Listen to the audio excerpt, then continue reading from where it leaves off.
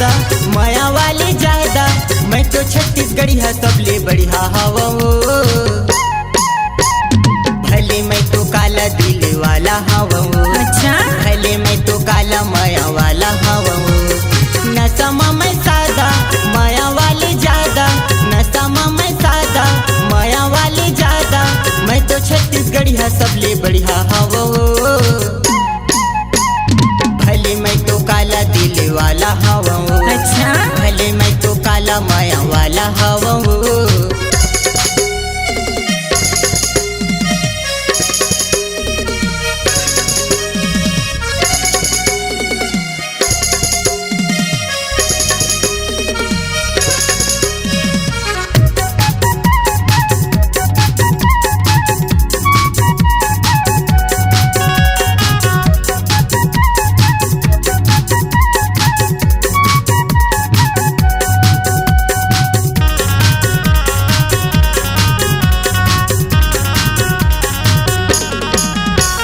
मोला छोड़ जाबे ता भारी पछतावे, मोला छोड़ जाबे ता भारी पछतावे। अच्छा। मोर सही माया वाला फिर कहाँ पावे, मोर सही माया वाला फिर कहाँ पावे।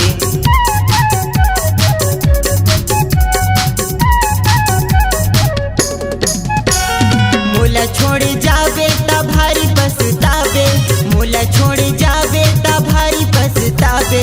मोर सही माया वाला फिर कहाँ पावे, मोर सही माया वाला फिर कहाँ पावे। अच्छा। करत हूँ मैं वादा नहीं बदलूं इरादा, करत हूँ मैं वादा नहीं बदलूं इरादा, मैं मनोहरपुरी मन मोहना हवा वो।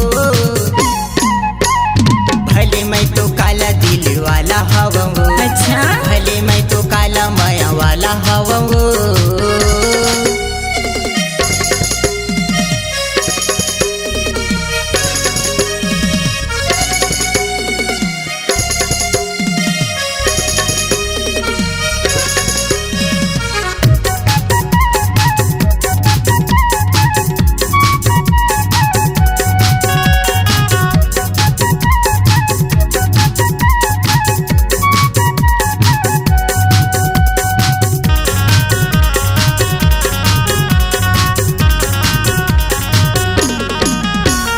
रंग से नहीं गोरी मन से होते सुंदर, रंग से नहीं गोरी मन से होते सुंदर।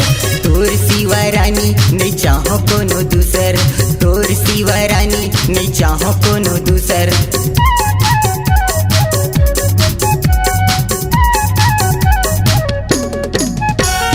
रंग से नहीं गोरी मन से होते सुंदर, रंग से नहीं गोरी मन से होते सुंदर।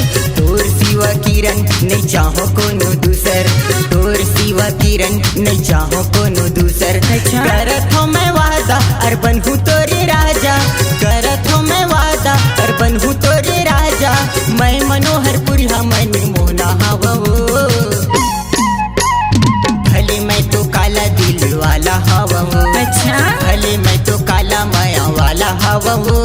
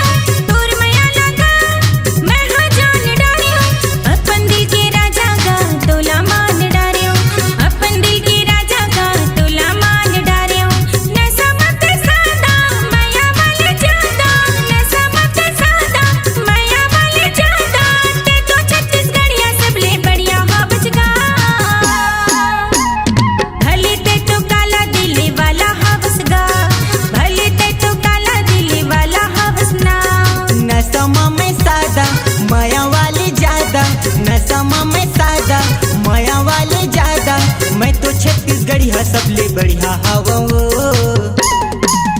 अरे भले मैं तो काला दिल वाला हवसना, भले मैं तो काला दिल वाला हवसना, भले मैं तो काला दिल वाला हवसना, भले मैं तो काला दिल वाला हवसना।